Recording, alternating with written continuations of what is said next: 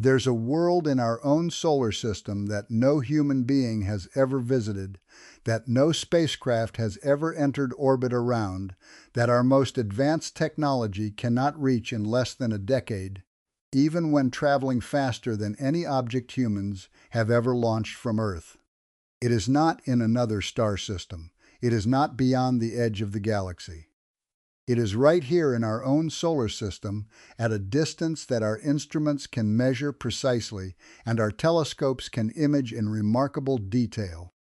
And despite everything we have accomplished in the 60-plus years since the first satellite reached orbit, we remain fundamentally incapable of getting there in any meaningful way with the technology we currently possess. We are talking about Pluto. And if you have never heard the full technical explanation for why reaching it is so extraordinarily difficult, subscribe to this channel right now before this video continues. Because the engineering reality of what it would take to actually get to Pluto and do something useful when you arrived is one of the most genuinely humbling stories in the history of space exploration. Let us start with a number that defines the entire problem. Pluto is not simply far away in the way that Mars or Jupiter or even Saturn is far away. At its closest approach to the Sun, Pluto sits approximately 412 billion kilometers from Earth. At its farthest, it reaches more than 7 billion kilometers. The average distance over its nearly 250-year orbital period is somewhere around 5.5 billion kilometers. To give that number any kind of meaningful context, consider that the distance from Earth to the Moon is roughly 380,000 kilometers. The distance to Mars at closest approach is about 55 million kilometers. The distance to Jupiter is around 600 million kilometers. Pluto, on average, is roughly 10 times farther from Earth than Jupiter, and Jupiter already requires years to reach with conventional chemical propulsion. The only spacecraft ever to reach Pluto was NASA's New Horizons probe, launched on January 19, 2006. New Horizons was designed from the beginning with one overriding priority: speed. The mission designers understood that getting a spacecraft to Pluto in any reasonable time frame meant building the smallest, lightest probe that could carry the necessary scientific instruments, and then launching it on the most powerful available rocket at the highest possible velocity. The result was a spacecraft about the size and mass of a baby grand piano launched aboard an Atlas V rocket with an additional upper stage that accelerated it to a velocity of approximately 58,000 kilometers per hour at the time of departure from Earth. That made New Horizons the fastest spacecraft ever launched from Earth at the time of its departure. It crossed the Moon's orbit in less than 9 hours. The Apollo missions, which carried human crews to the Moon, required 3 full days to cover the same distance. And yet, even at that record-breaking velocity, New Horizons required 9.5 years to reach Pluto. It arrived in July 2015, 9.5 years after launch, having crossed the entire span of the outer solar system. During that journey, the spacecraft was placed in electronic hibernation for most of the travel time. Most of its systems were powered down to conserve energy and extend the operational life of its hardware. Once a year, the mission team sent a wake-up command, checked the spacecraft's health, confirmed it was still on the correct trajectory, and put it back into sleep mode. For 9.5 years, a machine traveling faster than anything humans had previously launched coasted through deep space and near total silence, dormant, except for the basic housekeeping functions required to keep it alive. When New Horizons finally reached the Pluto system in July 2015, it did not slow down. It did not enter orbit. It did not stop to take a closer look at anything that caught the scientific team's attention. It flew through the Pluto system at full speed, conducting its observations during a window of closest approach that lasted only a matter of hours before the spacecraft had already moved past and was heading toward the outer Kuiper belt. The closest approach distance was approximately 12,500 kilometers from Pluto's surface. In those few hours, New Horizons captured the images and data that revealed the extraordinary surface features of Pluto. The heart-shaped nitrogen ice plain of Tomba Regio, the towering water ice mountains, the cryovulcanic structures, the atmospheric haze layers. All of that was gathered in a brief flyby that the spacecraft could not repeat and that mission controllers could not adjust in real time. The communication delay alone made real-time control completely impossible. At the time of the flyby, Pluto was approximately 5 billion kilometers from Earth. A radio signal traveling at the speed of light, the fastest that any information can travel under known physics, required approximately 4.5 hours to make the one-way trip from the spacecraft to the receiving antennas on Earth. By the time mission controllers received any data from New Horizons, the spacecraft had already moved on by another 4.5 hours of travel distance.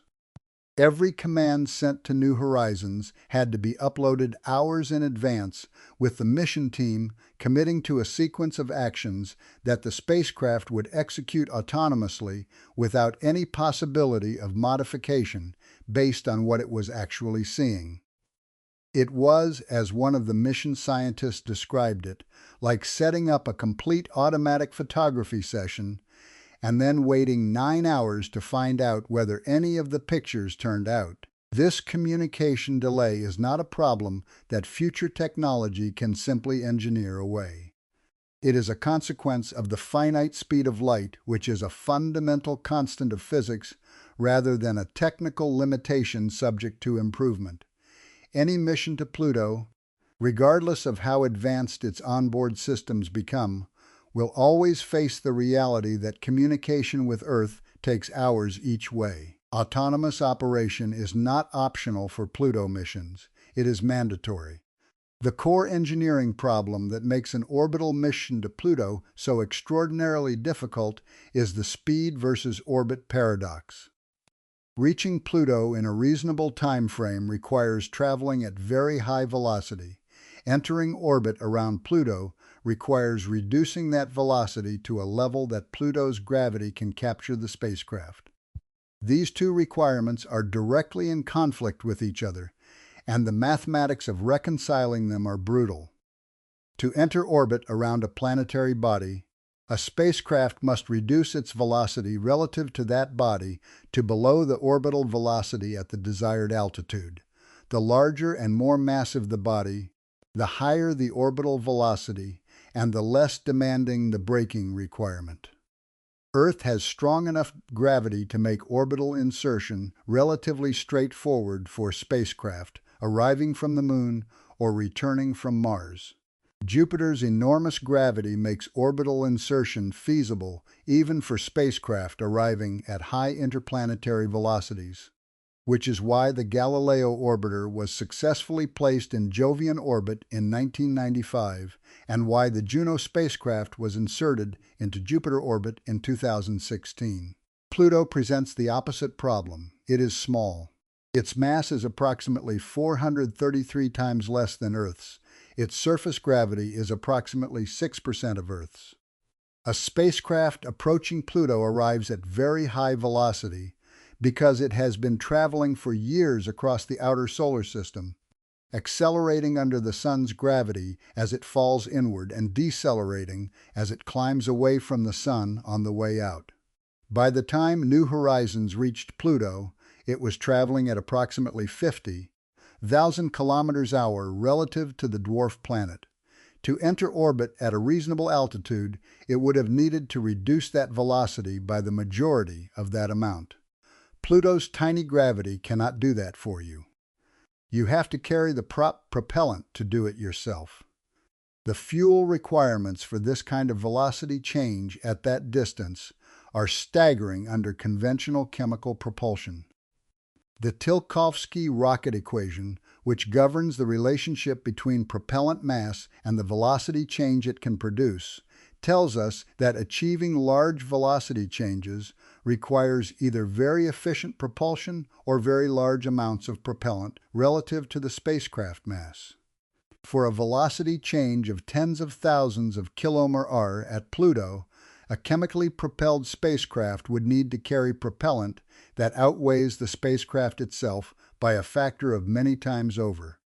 Carrying that propellant to Pluto requires launching it from Earth, which means the initial launch mass becomes enormous. Launching enormous masses from Earth is extremely expensive, and the rockets capable of doing so are among the most powerful and costly in existence. Additionally, the propellant cannot be carried in conventional liquid form for a mission lasting 9 or more years. Liquid propellants require pressurized tanks and temperature management systems that must function reliably for a decade. The complexity and mass of those systems add to the already challenging engineering problem. Solid propellants are more storable but less efficient. The bottom line is that an orbital mission to Pluto using conventional chemical propulsion is not simply expensive. It is on the boundary of feasibility with any realistic launch vehicle currently in service or in development. And it would require a spacecraft so massive and a propellant load so large that the mission cost would be extraordinary even by the standards of flagship space exploration missions. Advanced propulsion concepts offer theoretical paths around this constraint, but none of them are ready for operational use on a mission of this scale. Nuclear thermal propulsion, which heats propellant by passing it through a nuclear reactor rather than burning it with a chemical oxidizer, offers higher efficiency than chemical engines, meaning more velocity change from the same mass of propellant. NASA and other agencies have studied nuclear thermal propulsion concepts for decades, and some ground testing has been conducted. But nuclear thermal systems have never been flown in space, and the development and qualification program required to make them flight-ready represents a substantial investment of time and money that has not been committed. Solar electric propulsion, which uses solar panels to generate electricity that accelerates ions out of an engine at very high velocities, offers even higher efficiency than nuclear thermals. The Dawn spacecraft used solar electric propulsion to orbit both Vesta and Ceres in the asteroid belt, demonstrating the technology's feasibility for missions in the inner and middle solar system. But solar electric propulsion has a fundamental limitation for Pluto missions. The amount of electricity that solar panels can generate decreases as the inverse square of distance from the Sun. At Pluto's average distance, the sunlight intensity is roughly 1/1000th of what it is at Earth's orbit. Solar panels that generate kilowatts of power near Earth generate only watts at Pluto distances. Solar electric propulsion is not a viable option for Pluto orbital missions unless nuclear power sources replace the solar panels, which brings back many of the development challenges of nuclear propulsion systems. Nuclear electric propulsion, which uses a nuclear reactor to generate electricity for ion engines, theoretically combines the sustained thrust capability of electric propulsion with the power availability of nuclear energy. Concepts of this type have been studied extensively, and some component technologies have been developed. But a full nuclear electric propulsion system capable of the power levels needed for an efficient Pluto orbital mission has never been built, tested, or flown. The development timeline to bring such a system to operational readiness is measured in decades. There's also the time problem, which operates independently of the propulsion challenge. Even if the propulsion technology existed today to get a spacecraft to Pluto and slow it into orbit in a reasonable time frame, the mission duration would be extraordinary. A faster trajectory using improved propulsion might reach Pluto in 5 to 7 years instead of 9.5. But the mission development phase, the time required to design, build, test, And launch such a spacecraft typically adds another 5 to 10 years for a complex flagship-class mission. The total program duration from initial funding to Pluto orbit insertion could easily span 15 to 20 years. During that time, the scientific instruments selected for the mission become progressively more outdated relative to what could be built with then current technology. The team of scientists and engineers who designed the mission ages, retires, or moves to other projects. The political and budgetary support for a mission approved decades earlier must be maintained through multiple changes of administration and funding priority. For crewed missions, the additional challenges are of a completely different order of magnitude. The longest crewed mission in history, the record-setting stay aboard the International Space Station, lasted approximately a year. The psychological effects of extreme isolation for decades, separated from all other human contact by communication delays that grow from minutes to hours, represent a challenge for which we have no meaningful experiential data. The problem of propellant for a crewed mission dwarfs even the already extreme propellant requirements of a robotic orbital mission. A crewed spacecraft must be large enough to provide living quarters, exercise facilities, medical equipment, food storage and production, waste management, and redundant life support systems for a crew over a period of years. A large spacecraft requires more propellant to accelerate and decelerate. More propellant means a larger, heavier spacecraft, which requires still more propellant. This feedback loop rapidly drives mission mass to levels that are impractical with any foreseeable launch technology. None of this means that Pluto will remain forever beyond reach. The history of space exploration is a history of accomplishing things that were previously considered impossible through combinations of technological development, engineering, ingenuity, political will, and sustained investment. The trajectory from the first artificial satellite in 1957 to humans walking on the moon in 1969 covered 12 years. The development of nuclear propulsion technology, if it became a sustained national or international priority, could potentially enable Pluto orbital missions within a few decades. The advancement of in-space manufacturing and resource utilization might eventually make deep space missions less dependent on launching everything from Earth's surface. But the honest assessment of where the technology stands today is that Pluto remains out of reach in any meaningful operational sense. We can observe it from Earth with telescopes. We have one remarkable data set from a single flyby. We know more about its surface, atmosphere, and internal structure than about any comparably distant world. And we cannot get back there without developing propulsion and life support technologies that do not yet exist. That gap between what we know and what we can reach is one of the most important and least discussed realities of space exploration in the current era. Pluto is not the only world in this category. Neptune has not been visited since Voyager 2 flew past it in 1989. Uranus has not been visited since Voyager 2 flew past it in 1986. The ice giant systems, with their extraordinary diversity of moons and ring systems and internal structures, sit at the frontier of the reachable solar system, at the edge of what current technology can achieve in any reasonable time frame with any plausible mission architecture. Pluto sits beyond that frontier. It is the world that showed us how far our solar system extends, how complex even the smallest and most distant bodies can be, and how much remains to be discovered in the outer reaches of our own planetary neighborhood. The New Horizons flyby gave us a preview of extraordinary detail. The full story of what Pluto is and what it contains will require a mission that can stay. And building that mission will require solving engineering problems that as of today remain unsolved. Subscribe before you leave and drop your thought in the comments. Which technological breakthrough do you think would most change the feasibility of an orbital Pluto mission? Nuclear propulsion, advanced electric propulsion, something else entirely?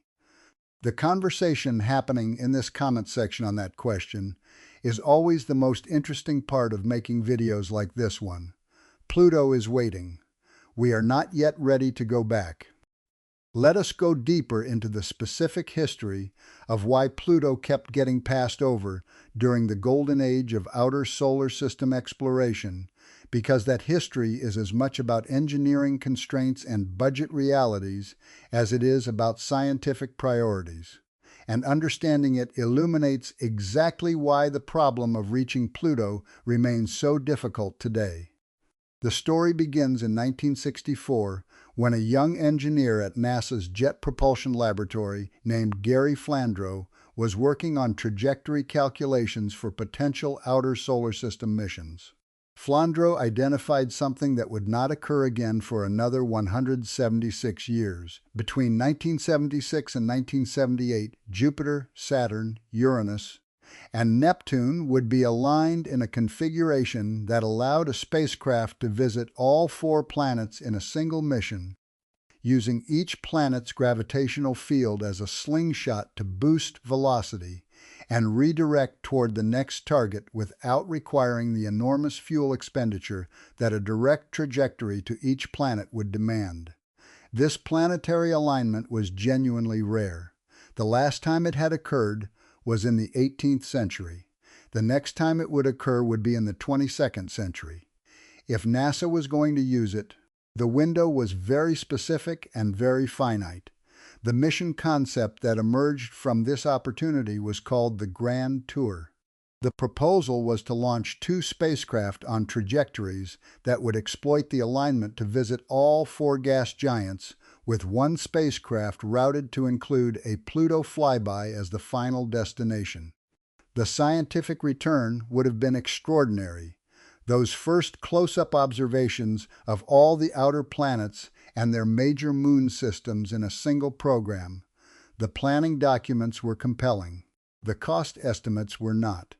The Grand Tour as conceived would have required a dedicated mission architecture, multiple launches, and a sustained operational commitment that Congress and the Nixon administration were not willing to fund in the budget environment of the early 1970s, when NASA was still digesting the enormous expenditures of the Apollo program and looking for ways to reduce costs rather than commit to new ambitious programs. What survived the budget process was a stripped-down version that retained the planetary alignment opportunity but eliminated the Pluto flyby and reduced the scope to what became the Voyager program. Voyager 1 and Voyager 2 were launched in 1977 and successfully exploited the alignment to conduct flybys of Jupiter and Saturn, with Voyager 2 continuing on to Uranus and Neptune. The science was revolutionary. The images of Jupiter's volcanic moon Io, Saturn's ring system, the geysers of Triton at Neptune, the tilted ring system of Uranus were all discoveries that fundamentally transformed our understanding of the outer solar system. Pluto was left out. Voyager 1 had a trajectory option that could have redirected it toward Pluto after the Saturn encounter. But that option was rejected in favor of a close flyby of Titan, Saturn's largest moon, which scientists considered a higher priority target at the time, given its thick nitrogen atmosphere and the possibility of complex organic chemistry on its surface. That decision was scientifically defensible. Titan turned out to be one of the most extraordinary worlds in the solar system, with lakes and rivers and seas of liquid methane on its surface, complex prebiotic chemistry in its atmosphere, and a surface environment more similar to early Earth than anywhere else we have discovered. But it meant that the single spacecraft that could have reached Pluto, using the grand planetary alignment, was redirected, and the window for using that alignment was closing. The years between the end of the Voyager program in the 1980s and the approval of New Horizons in the early 2000s were characterized by a series of proposed Pluto missions that never advanced past the planning stage. Various concepts were studied, some ambitious and expensive, some attempting to minimize cost through reduced mass and simplified instrumentation. None of them made it through the budget and priority process that governs NASA mission selection. Pluto remained the only planet in what was then considered the 9-planet solar system to have never been visited by a spacecraft. It was an anomaly, a blank space on the map that scientists and the public found increasingly uncomfortable as the years passed. The advocacy community that eventually got New Horizons approved operated with deliberate urgency about the time sensitivity of the mission. Once Pluto passed its closest approach to the Sun in 1989 and began moving outward in its elliptical orbit, its thin nitrogen atmosphere, which sublimes from the surface ice when sunlight warms it, would gradually freeze back out as the dwarf planet moved farther from solar radiation. Scientists estimated that within a few decades that atmosphere might collapse entirely, eliminating one of the major scientific objectives of a Pluto mission. Getting there while the atmosphere was still present and active required launching before approximately 2006.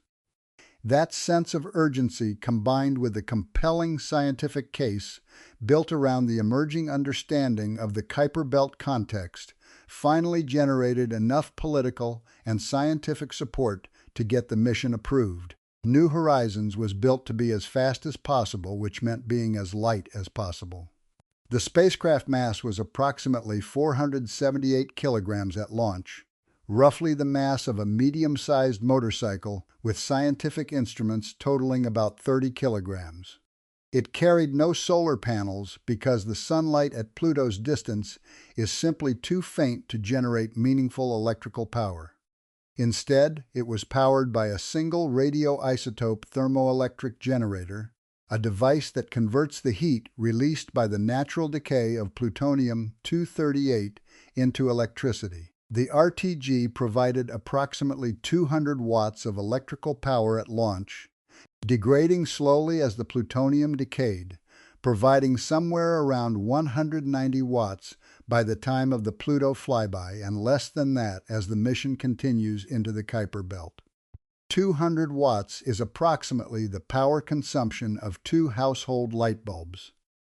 The entire scientific program of the most distant planetary reconnaissance mission in history ran on the power equivalent of 2 light bulbs. Every instrument, every computer system, every transmitter, every heater maintaining the electronics within their operating temperature range had to fit within that extraordinarily constrained power budget. The engineering discipline required to build functional, reliable scientific instruments within those constraints represents one of the most impressive achievements of the New Horizons program.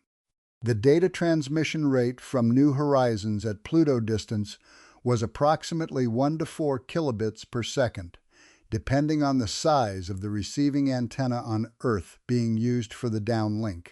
A modern home internet connection transmits data hundreds of thousands of times faster. The entire data set from the Pluto flyby, despite being compressed and prioritized for the most scientifically valuable observations, took approximately 16 months to fully transmit to Earth after the flyby itself was complete. In the hours immediately after closest approach, when the spacecraft was still near Pluto and could have captured additional data, the transmission rate was so slow that only a fraction of the onboard data could be sent before the geometry changed, and the transmission opportunity was lost. Mission controllers had to make careful decisions in advance about which data to downlink first, knowing that the priority selections would determine what information was available to the scientific community in the early weeks and months following the encounter.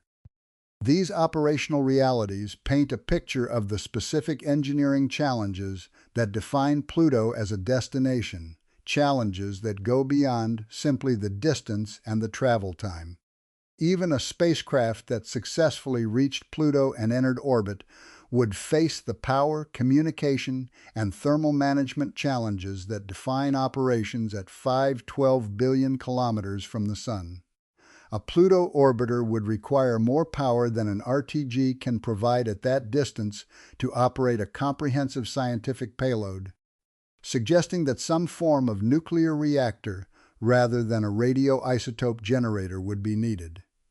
The additional masses and complexity of a reactor system adds to the already formidable launch requirements. A Pluto orbiter would also need to carry substantial propellant to maintain its orbit and execute maneuvers around the Pluto system, including potential flybys of Charon and the 4 smaller moons, Styx, Nix, Kerberos, and Hydra, whose discovery by the Hubble Space Telescope after New Horizons was already in development, added new scientific objectives to any potential future mission. The propellant required for orbital operations adds further to the mass that must be decelerated into Pluto orbit on arrival, compounding the already extreme propellant requirements of the orbital insertion maneuver itself. The engineering path to a Pluto orbiter is not a matter of incremental improvement of existing technology.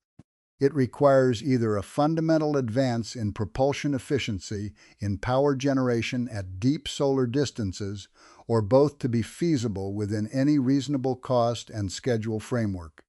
The concepts studied within NASA and academic institutions over the past 2 decades generally converge on the need for nuclear propulsion of some form as the enabling technology.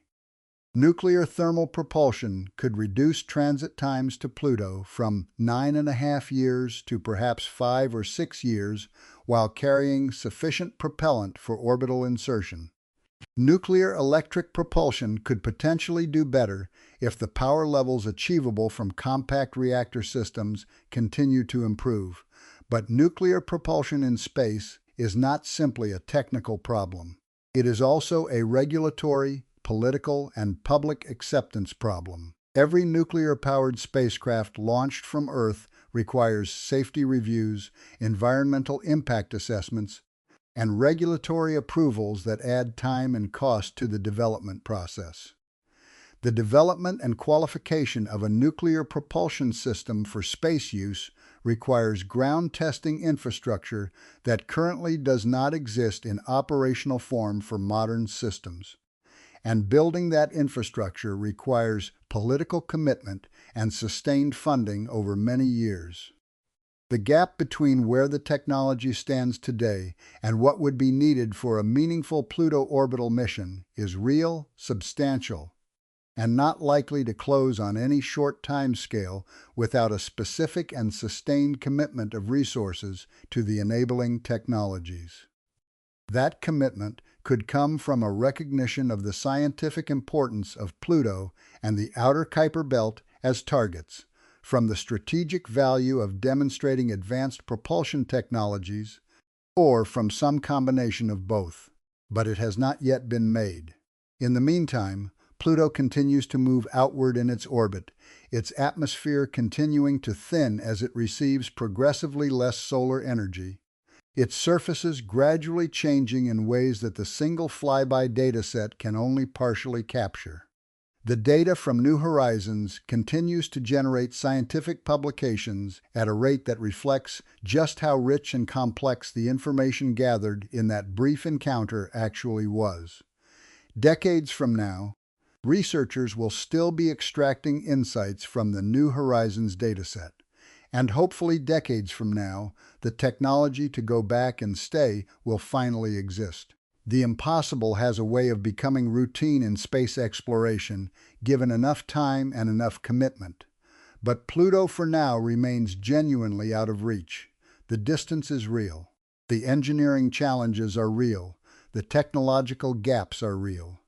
And the frozen frontier at the edge of our solar system continues to wait as patient as the 10 billion years of geological history written into its surface. Subscribe and come back for more. The next video covers the specific propulsion concepts being studied for deep outer solar system missions and what the realistic timeline looks like for any of them reaching operational readiness. Pluto is not giving up its secrets easily, neither are we giving up on eventually going back. The outer solar system is full of extraordinary worlds that continue to change our understanding of how planets form and evolve. And Pluto is the most compelling reminder that the most distant and difficult destinations are often the ones with the most to teach us. The engineering problems standing between us and a proper Pluto orbital mission are formidable, but not fundamentally unsolvable, and the scientific case for solving them has never been stronger than it is today. After the New Horizons flyby revealed how much complexity and activity exists in a world that the textbooks once dismissed as cold, dead, and unremarkable, the frozen frontier is still out there. The questions it raises are still unanswered, and the technology that will eventually allow us to go back and stay is being developed, tested, and refined by engineers and scientists who understand exactly what is waiting at the edge of our solar system and why it is worth the effort to reach it. There is also the specific question of what a future Pluto orbiter would actually look like scientifically, because defining the mission objectives helps clarify exactly which technological gaps matter most. The New Horizons flyby revealed a world with far more geological diversity and internal activity than anyone predicted. Tombot radio is actively convecting nitrogen ice from depth to the surface, suggesting internal heat that should not exist in a body of Pluto's size and age under conventional models. Pluto keeps it secret as